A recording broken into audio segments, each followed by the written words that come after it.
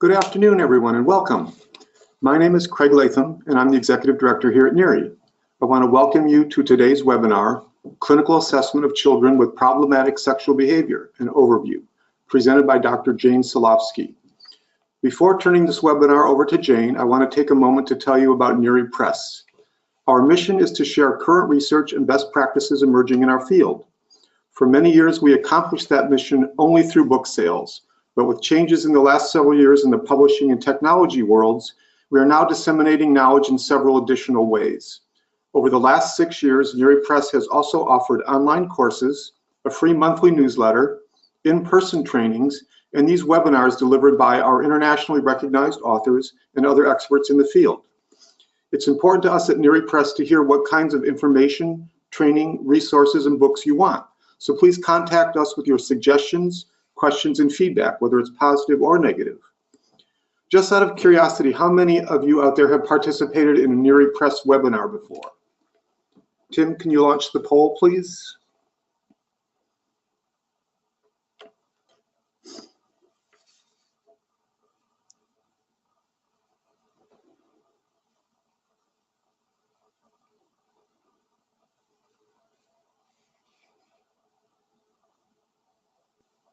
Okay, great, thank you. Looks like we have a lot of repeat attendees. Welcome to all our friends we haven't met yet as well. I'll talk more about this at the end of the webinar, but I'd like just to make a pitch that if you find these webinars helpful, we hope you'll consider becoming a sponsor of our webinar series. You can think of our webinars like Car Talk on NPR. It's your sponsorship that helps make this series happen and that allows us to offer our webinars for free to the thousands of clinicians and other professionals who have participated in them over the last several years. Please consider becoming a sponsor of this webinar series. Becoming a sponsor guarantees you a seat for every webinar in the entire series. We will register you and 15 staff members from your organization for each webinar, offer you a free gift of 2 NERI Press books, and mention you in all of our publicity about the webinar series and at each webinar. Now, before we get started with Jane's presentation, there are a few more things I'd like to mention. First, as with all workshops, I want to let you know that there are learning objectives. In this workshop, participants will learn about the use of clinical assessment for decision-making for youth when there are concerns about sexual behavior, learn about topic areas important to address in clinical assessment, and learn about developmentally appropriate considerations when conducting clinical assessments with children when there are concerns about their sexual behavior. Second, I want to let you know that YouTube recording from this webinar will be posted on the NERI Press website around February 21st. Slides are currently ready to download from the NERI Press webinars page at www.neripress.org/webinars if you'd like to follow along. And as Tim mentioned at the beginning of the webinar, you can also download slides right here from your control panel on the lower right-hand side of your screen. Third, when the workshop is over, please answer the short survey at the end. We would love to have your feedback. And finally, in about a week, you'll receive a follow-up email with the link to the recordings and to a certificate of attendance that you can download. And now it is my great pleasure to introduce our speaker. Dr. Jane Solofsky is a clinical and child psychologist. She received her doctorate in clinical psychology from the University of Alabama. Currently, she is a professor in the Department of Pediatrics at the University of Oklahoma Health Sciences Center, where she is also the Associate Director of the Center on Child Abuse and Neglect. Since 1997, Dr. Solofsky has been the director of the Children with Problematic Sexual Behavior Program, an assessment, treatment, and research program for preschool and school-age children with problematic sexual behavior. Dr. Solofsky is also the director of the National Center on the Sexual Behavior of Youth, which provides training and technical assistance to communities addressing problematic sexual behavior of youth, the child victims, and the caregivers. Her research is in problematic sexual behavior of youth and treatment outcomes and program evaluations of services for children affected by child maltreatment. Welcome, Jane.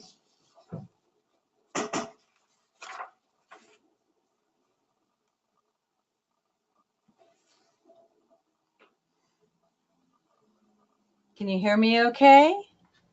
Yes, please go ahead. Welcome, everybody. It's good to be here today, and I thank NERI Press for inviting myself and my team members to provide some information in terms of children with problematic sexual behavior and what's involved in terms of that clinical assessment piece. All right.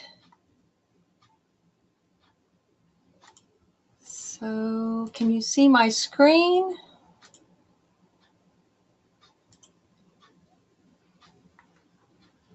There you go. Now we got it. Okay, great. Wonderful. That's what I was waiting for is this little panel to show me what to do. All right.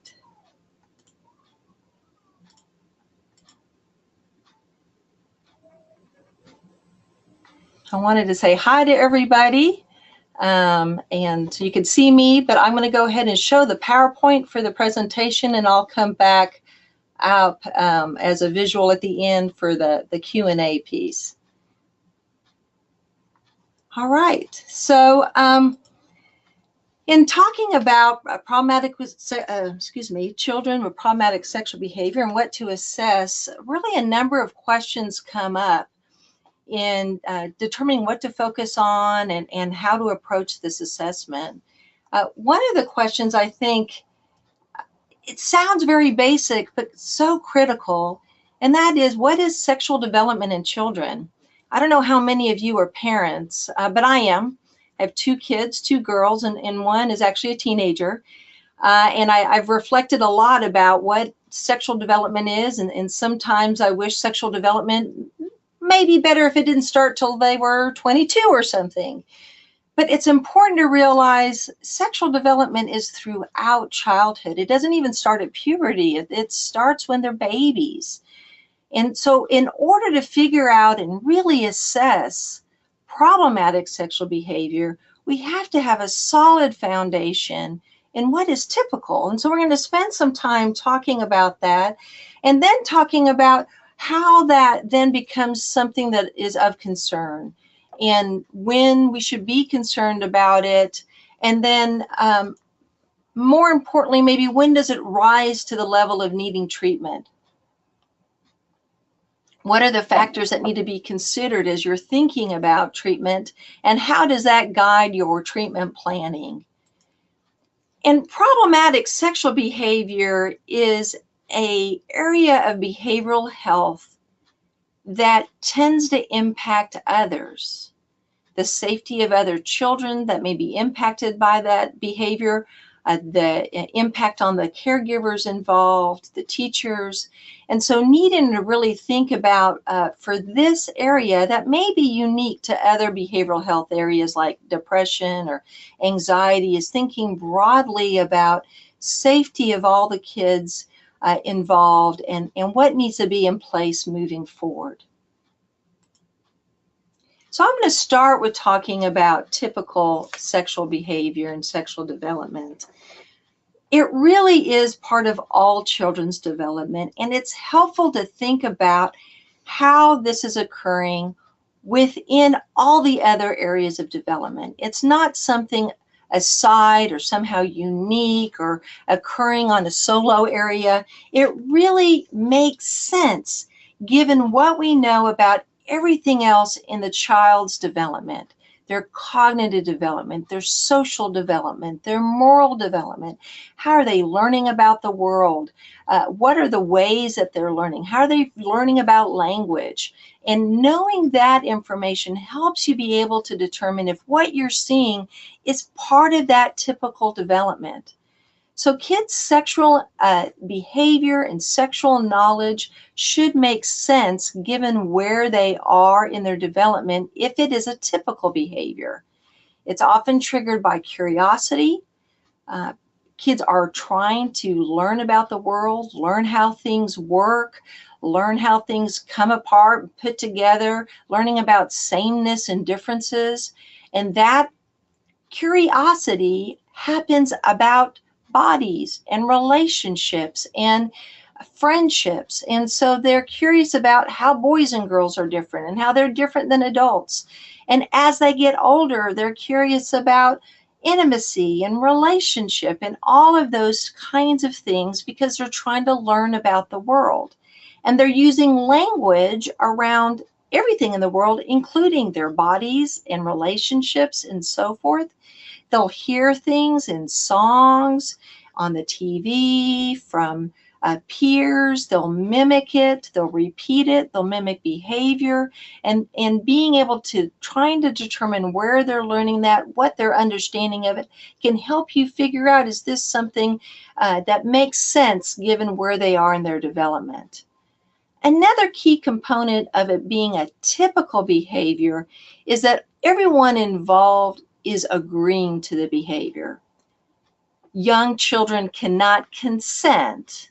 They don't have the capacity to think about the long-term implications for a legal consent.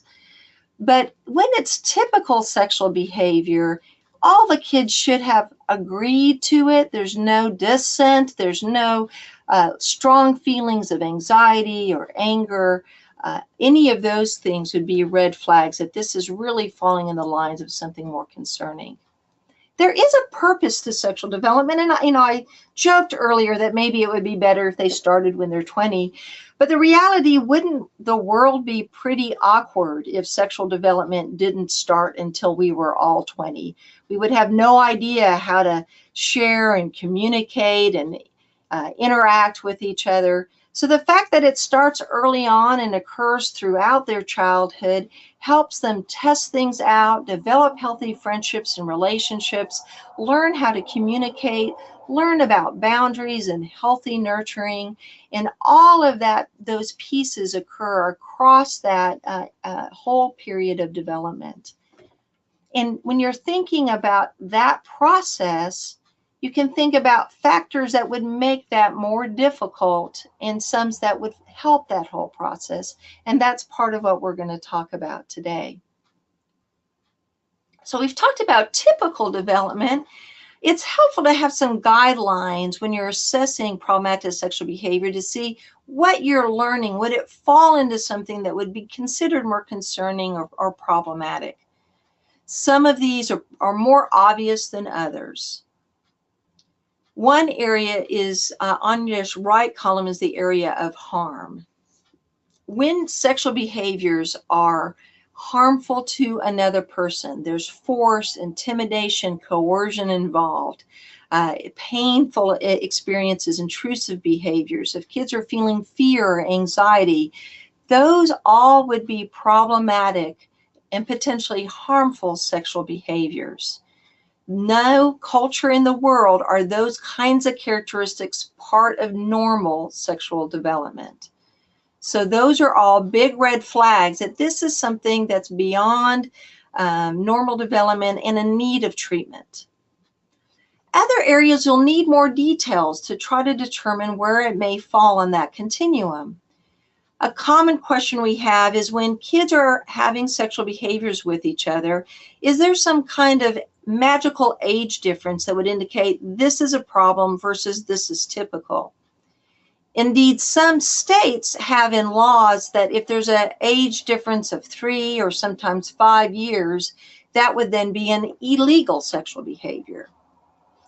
I encourage you to examine the likelihood that these children who are involved would otherwise be playing together in a healthy way.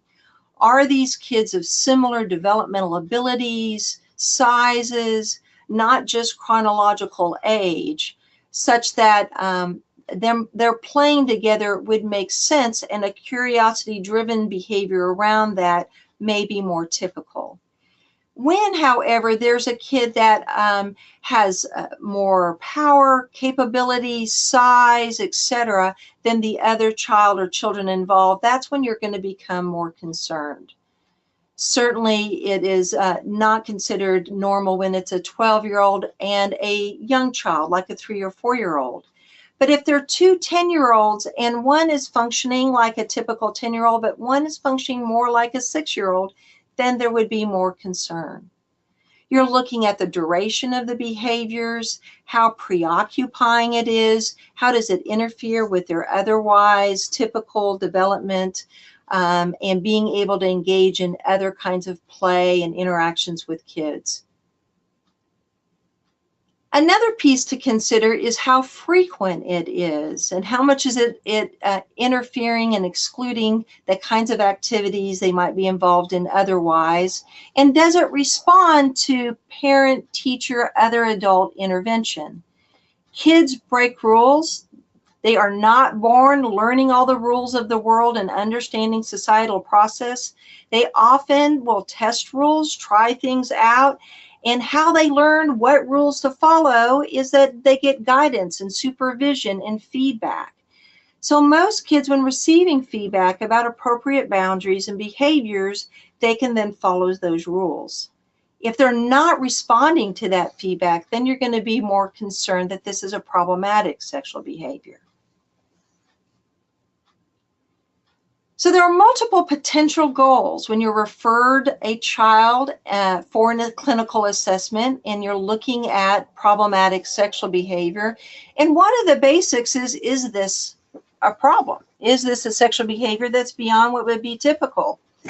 And we encourage you to take time to interview the caregiver, and depending on the age of the child, gathering information from the child in terms of details about the behavior. What happened beforehand, and we'll talk a little bit more about this later in the webinar. There is a measure that is useful. It's developed by William Friedrich, Bill Friedrich. It's published by PAR, called the Child Sexual Behavior Inventory. It's the only normed measure of child sexual behavior.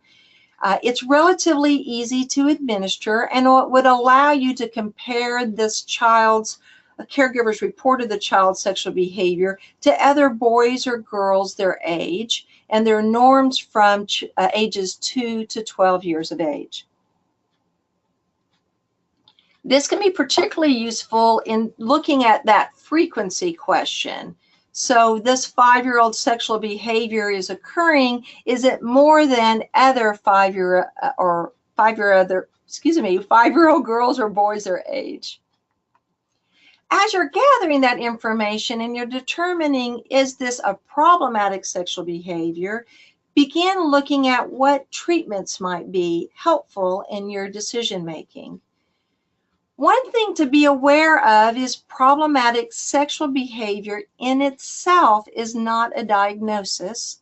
And in my opinion, it shouldn't be, because it may be related to a variety of conditions, or it may be the primary and only issue for that particular child and family. So gathering information in terms of the behavior, sexual behavior itself, but also how is that child functioning overall at home, in the community, in school, and are there concerns about other conditions? Has the child experienced trauma or other kinds of scary situations that they have traumatic symptoms, such as post-traumatic stress disorder? Do they have other behavior problems, oppositional behaviors, impulsive behaviors, and how that might be addressing and impacting their current behavior? And as you're getting this information, wanting to hear what are protective factors, what are some supports in the homeschooling community to help this child get better on track? And what are some concerns in terms of safety that an immediate needs to be addressed in terms of things like bedtime or bath time or time with children that currently isn't well supervised? So your goal would be to gather enough information to determine what kind of safety plan is needed and begin that implementation of the safety plan.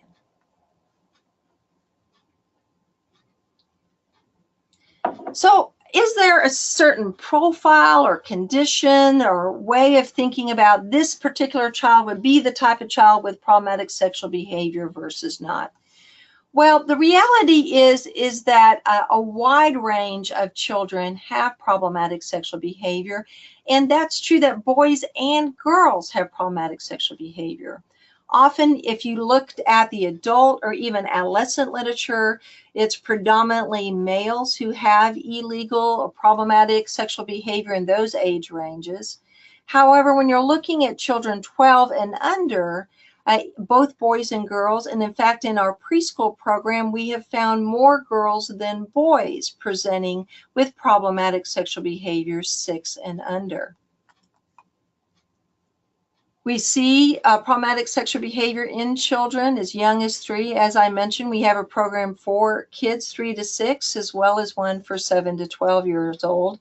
There's not a distinct profile for them, and it's important to think broadly about protective factors and risk factors and not exclusively consider sexual abuse.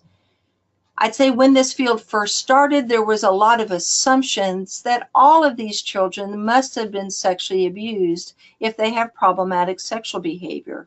Indeed, some of Bill Friedrich's early research was try to determine if you can see if a child has been sexually abused by that sexual behavior.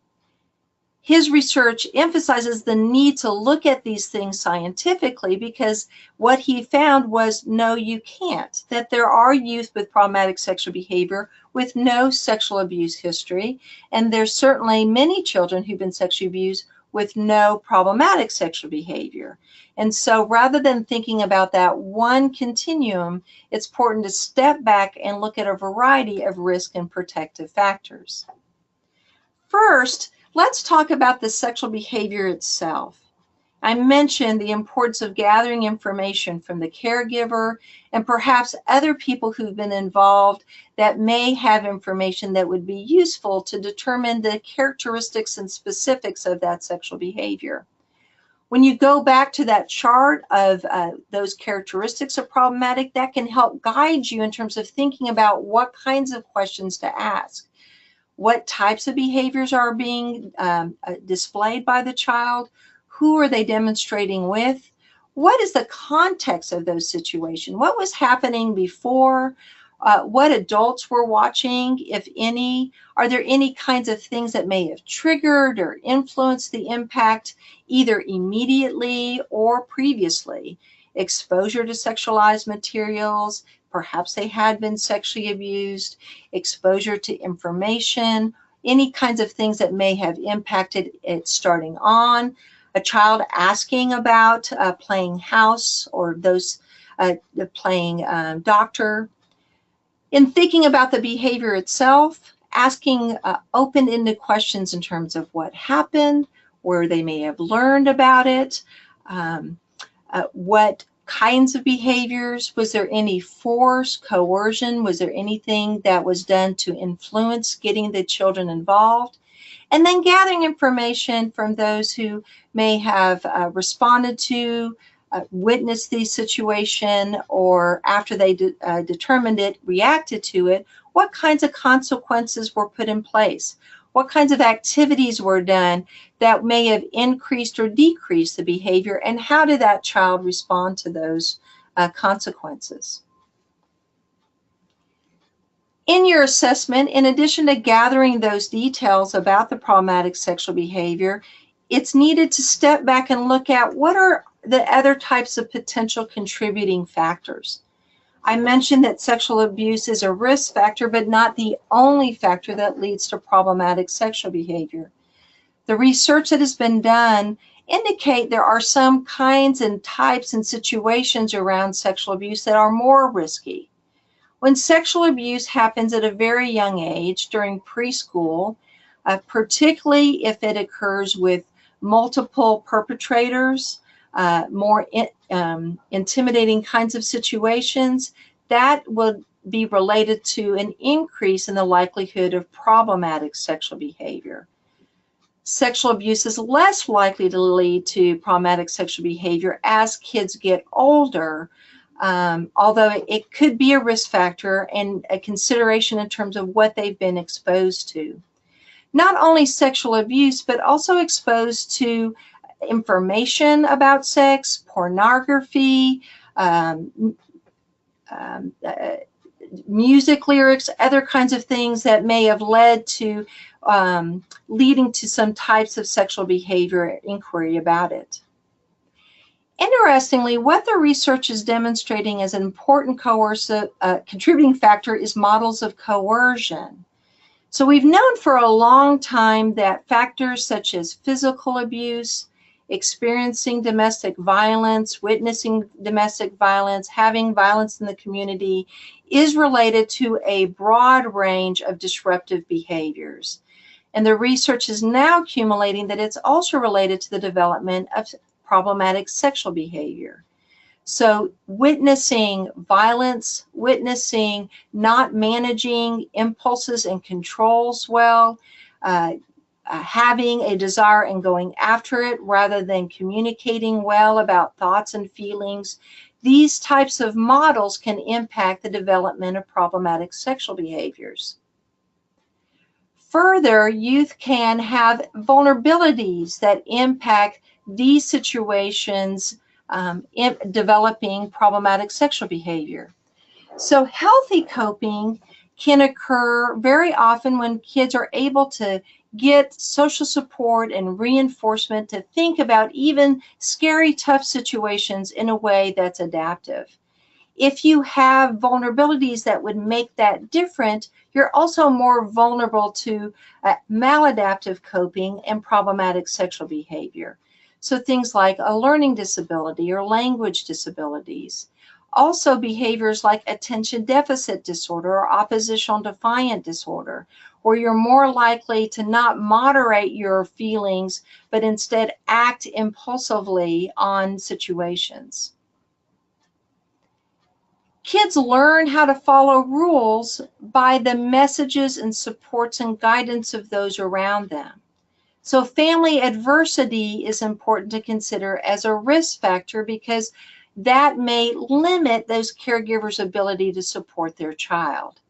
So caregivers who are depressed, maybe abusing substances, are not otherwise available for their children, perhaps for their own trauma history, or because they're working 3 or 4 jobs, these kinds of situations that hinder a caregiver's ability to support and guide their child can then be a risk factor for the development of problematic sexual behavior. And now in our emerging technology world, we have to consider the impact of technology. And this has really exploded, particularly perhaps in the last 5 years. And research has not been able to keep up to know what is the impact of technology on our kids' knowledge and behaviors. We do know that kids have been exposed to and have been curious about bodies and have done things like looked at Playboy or pictures of naked bodies and those types of things. And that's been part of typical growing up. But now, because of technology, they are being potentially exposed to a lot more serious kinds of behaviors, videos, not just still pictures, and coercive sexual behaviors. So at a young child, using technology, even for good purposes, may inadvertently get exposed to these kinds of sexual images. And what we need to learn more about is how that then impacts their behavior. Those kids with more of those vulnerabilities that I mentioned in the earlier slide may have a harder time understanding, managing, and addressing those kinds of exposures. And so we need to be aware as caregivers on how we can monitor and manage so that kids are not inadvertently exposed to things that could be potentially harmful and may lead to more serious behaviors.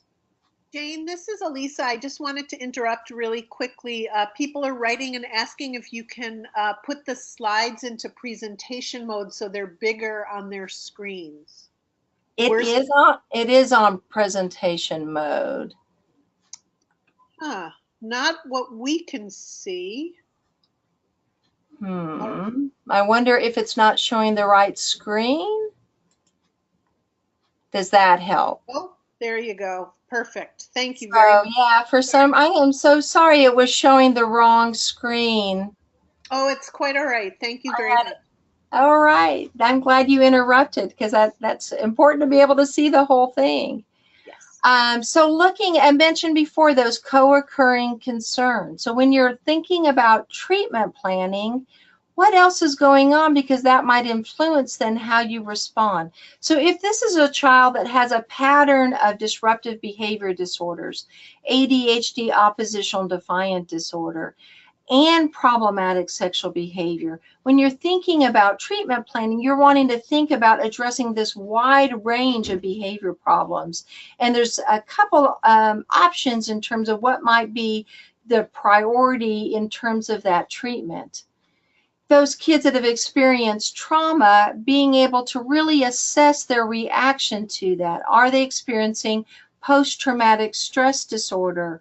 Are they having re-experiencing symptoms from their trauma that's leading to these problematic sexual behaviors? How is that trauma impacting their understanding of the world and on their behavior? Further, again, language and learning problems can impact how they cope with trauma and other kinds of exposure. So how can you support more adaptive, healthy coping given what you know in terms of their current development and preferred modes for learning?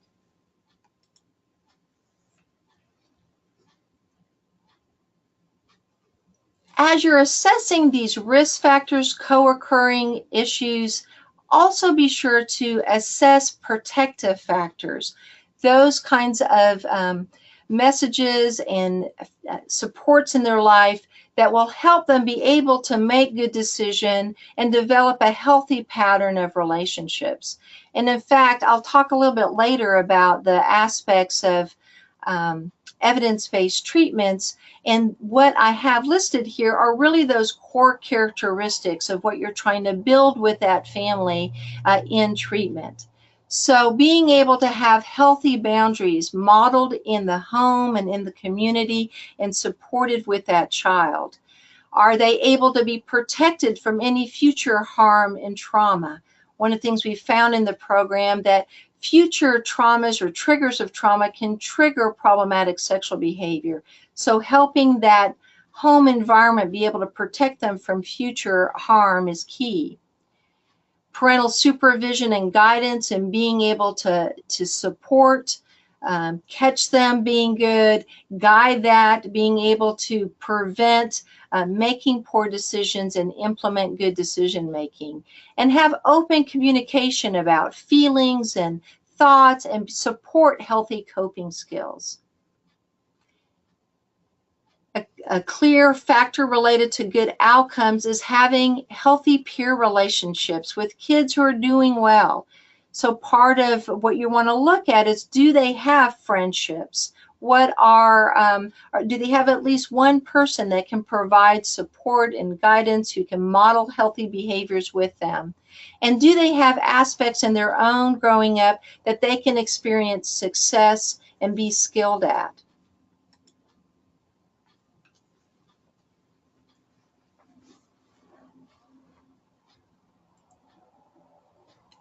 There are some considerations in terms of development as you are getting information about their sexual behaviors, problematic behaviors, co-occurring issues, and risk and protective factors.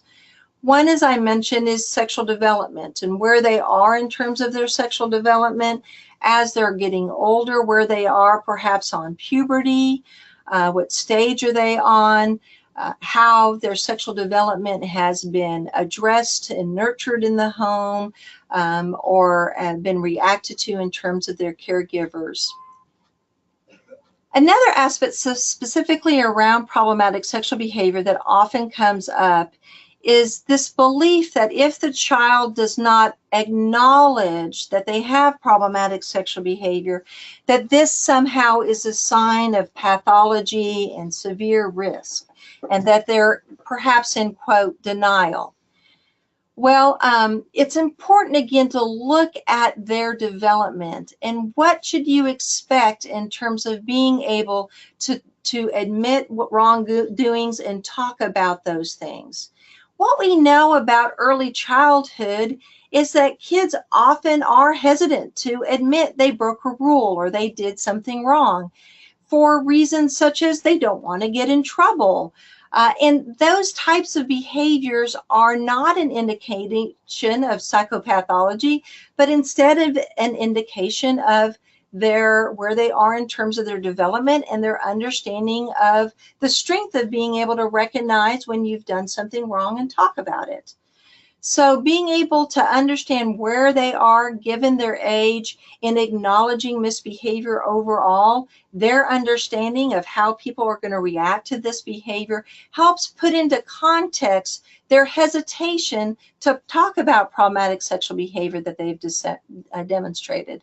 And similarly, in terms of empathy, people have been concerned that they're not understanding their impact on others, when it may be very normal for where they are in their moral development. So as you're gathering this information, you'll be considering then what would be targets of treatment, problematic sexual behavior, other behavior problems, anxiety, trauma symptoms, other areas of development. What's the greatest severity? What's the greatest concern? Who will be involved? And for all of these treatments, you need active involvement of the caregivers, and what types of treatment might be most effective. What we know about evidence-based treatments for problematic sexual behavior is that caregiver involvement is critical for the outcomes. So caregiver directly and actively involved, learning about supervision, parenting skills that increase good behavior, respond to and correct misbehavior, be able to communicate developmentally appropriately about sexual topics, sex education, teach rules about sexual behavior and boundaries, and provide a context for preventing abuse are the key factors in terms of the caregiver involvement. We've done a meta-analysis, and behavior parent training combined with these specific factors were related to the best outcomes. You want it to be skill-based, teach the kids decision-making, and use a cognitive behavioral approach. In terms of safety planning, you're going to be looking at how well the child is responding to supervision. If an adult is in place and watching them, are they able to follow the rules? Are the behaviors manageable by those caregivers? Do the caregivers have the capacity to provide this close supervision that's needed? And who are the other children that are involved in the home, in the community, in school? What are their vulnerability and risk factors? So you would take those into account into implementing specific rules about the behavior, what to do, what not to, what level of supervision is needed, and remembering that kids are malleable, so you're wanting to reassess this over time. I encourage you to know your specific state laws about reporting child abuse and neglect, because there may be situations in this assessment that a report of suspected child abuse might need to be made. Often it's related to the child discloses experiences of physical abuse, sexual abuse, neglect, or if through the assessment it is clear that there were caregivers involved who failed to protect and supervise and provide guidance in a manner that would be considered child neglect.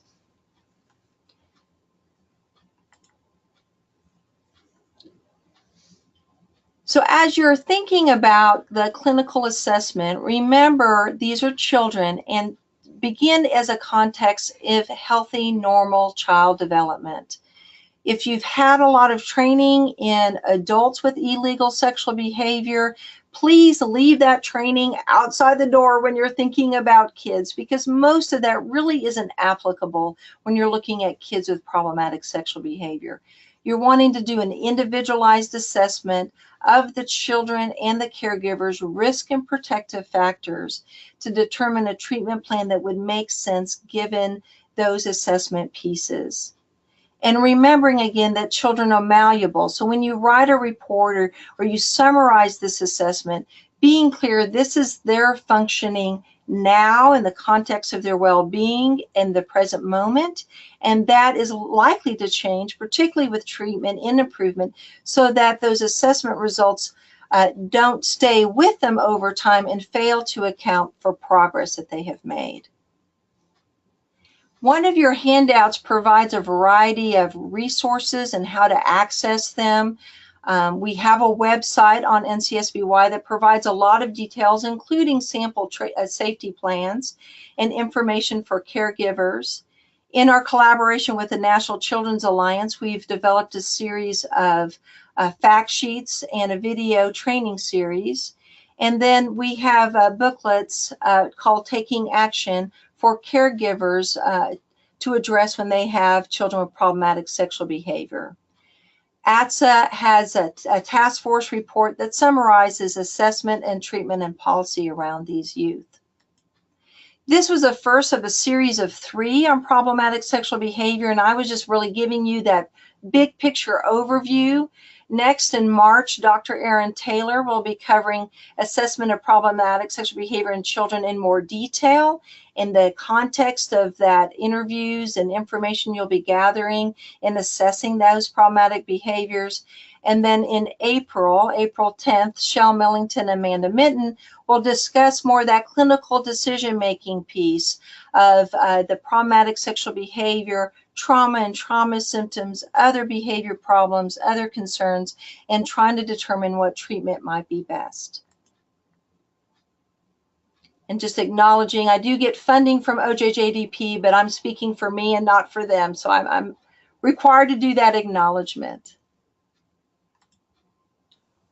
Thank you, Jane. That was incredibly helpful and useful. And I would invite the audience now to submit their questions. We have several already lined up for you, so I'll start by going right ahead.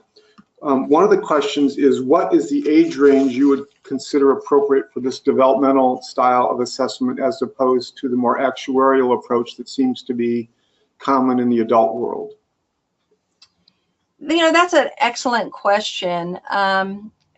As far as a clinical assessment, we recommend that a clinical assessment approach be put in place for children. Well, I'll speak for children 12 and under is really essential. That looking at it as a risk assessment with actuarial or other risk assessment tools is concerning in multiple levels. One, in terms of there's no evidence to demonstrate that those types of risk assessments are applicable or effective for children. In addition, those are suggesting that these kids are at high risk for illegal behaviors and need to be closely monitored.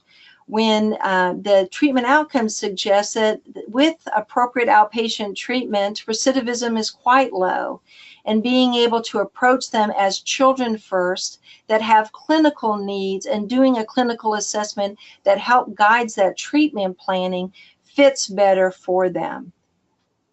In terms of adolescents, there is a movement actually to move out of risk assessment and looking at more of a clinical approach in assessing them.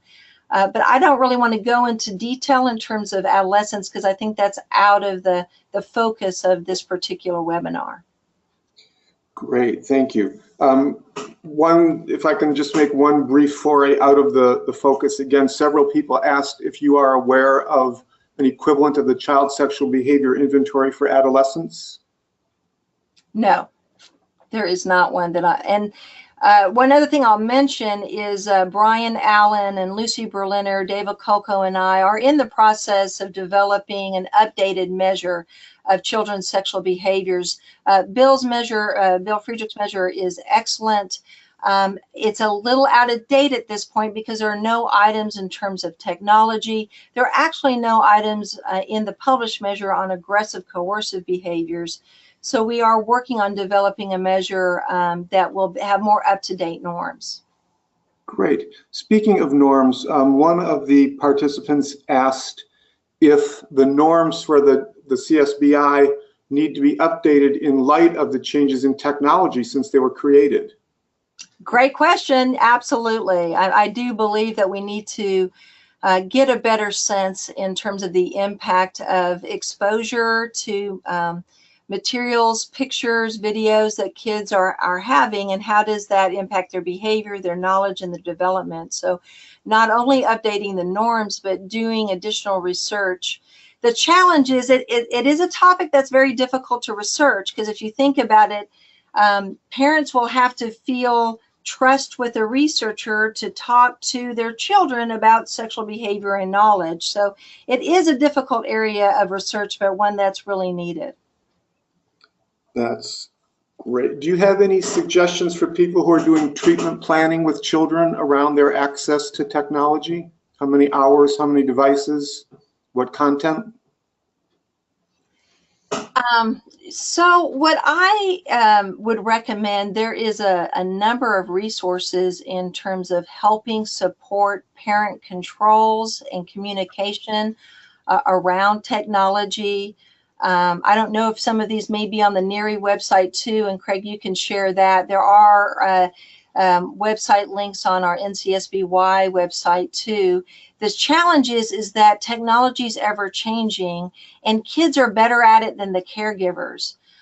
So in general, reducing exposure to technology that's unsupervised, being able to know what they're doing, not only monitor, but interact with them on that. One example is one of the things we do in our treatment program is have the caregivers watch and record everything they see on technology, whether it's games or movies or anything, for a week, and come back and share what they've learned and how much exposure to sexualized and illegal and aggressive behaviors the kids are having on that technology. And it's interesting, every time caregivers come back and share, not being aware of things that their kid are seeing. And so games like Grand Theft Auto, not realizing what Grand Theft Auto is all about till they sat there with their child and watched it. Well, I'd recommend in general that caregivers know that they are with them when they are on the computer or TV or movies and seeing what they're seeing, being able to talk with them about it. And if it is inappropriate, turning the channel, taking it off, and talking about why, and having open communications in terms of healthy decisions that they're seeing and inappropriate things they're seeing and how they would manage it. That's great. Another question from our participants. You've outlined a very clearly developmental clinical approach to assessment. It's much like one would do in a child guidance center for a child presenting with any kind of problem. Yep. And this participant wonders if there are any resources out for planning treatment for children with significant individual vulnerabilities like fetal alcohol syndrome or developmental delays. How would that affect your assessment, and what resources might you use? And that's a wonderful question, and it comes up frequently. And I would agree first with to say is think clinical assessment, and that this is a behavior problem that can be part of it. I think that reduces clinicians' anxiety about being able to address this. Indeed, it is important to think about children's development, the impact of exposure to alcohol or drugs, and developmental functioning overall. There are resources specific in terms of supporting children with developmental disabilities in sex education, in healthy boundaries, and in communicating in terms of that piece, and being able to also work with the caregivers on how to understand their child's development and support that. So something that's been found clinically and in the literature is that caregivers of children with developmental disabilities sometimes have difficulty seeing their children as sexual beings, even in their late teens or even early 20s. So being able to see as they're going through puberty that indeed they're being impacted by that, and how to have a dialogue, open communication that's developmentally appropriate throughout that period to help support the caregiver and the child as the child develops more healthy relationships and decision making. A lot of times simplifying, use a lot of behavioral and visual supports are useful in that process. Thank you. Another question is, you've done a very nice job of laying out the notion of a clinical assessment and the lack of empirical support for actuarial tools to assess risk in this age range. There are nevertheless other tools that one could use to assess depression or exposure to trauma or other things. Do you have any favorites you'd like to suggest to people for assessing clinical dimensions that you've outlined? I like to have one of the solid broadband measures. So the child behavior checklists or the BASC are nice because they assess a broad range of behavioral and emotional symptoms, have solid gender and age norms. The BASC is nice because it also addresses protective factors, social skills, those types of things. So it's nice to have that broad piece to see where they are in functioning early on and what more detailed questions or assessment might be needed. Now, neither of those are measures of trauma and post-traumatic stress disorder. There's a number of different measures that might be useful. If you prefer to use the trauma symptom checklist for children or trauma symptom checklist for young children, those are good measures that also have norms and also ask about a broad range of behaviors. There are also measures, the CATS, the UCLA, that look specifically at PTSD and their symptoms. And then other areas, it really depends on what the child is presenting with. For our younger kids, sometimes what comes up is separation anxiety.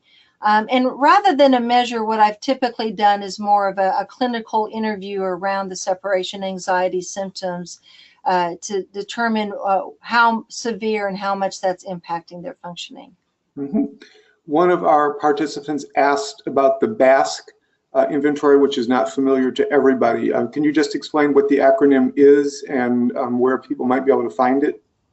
And I always mess it up a little bit. I think it's the Behavioral Assessment Schedule for Children. That's it. All right. And it's very common in schools, so a lot of the children we assess may already have it done. It's very common in children who have individualized education plans. So it's a checklist that there's a form for the parent, form for the teachers, and one for the child to fill out. And it's divided into a number of factors that are pretty useful. That's great. Yeah, thank you. And the nice thing about that compared to the CBCL, you can go down as young as 8 for the child to fill it out, where the CBCL, the lowest age is 11. Do you ever use any personality inventories in your assessments? I haven't found them useful for this age range. Great. Okay. And you spend time talking to the family as well as the child when you do an assessment, just like a clinical assessment for other kinds of behavior problems? Yeah, yes, we do. And I'm probably getting much of the information from the caregiver. We do our assessments in teams, so one's with the child and one with the caregiver. If you're by yourself, I really would encourage you to start with the caregiver to get the history, to get the context, to get the information before meeting with the child. And this is a situation where you want to be a model of healthy, well, you always want to do this, but it's probably more of a concern when you have a kid with problematic sexual behavior, to model the healthy boundaries from the beginning. So you are essentially a stranger to this child, and you're going to be potentially, if they're school age, asking them about their behavior, including sexual behavior. So having time with the child and the caregiver, talking about why they're there, what are the kinds of things you're going to be addressing in the assessment, allowing the opportunity for the caregiver and the child to ask questions, and give permission that when we talk, your mom, dad knows that we're going to be asking about these kinds of things, and you let me know your comfort level in terms of talking about this too. That's modeling healthy boundaries in terms of relationships for that child. And some of our children haven't had that modeled for them, and so that helps them get on a good path in terms of those pieces. Great. And our last question that we have time for today is, you mentioned a couple of indicators that were thought to be key indicators of risk in everybody who had problematic sexual behavior, including denial and empathy or lack thereof.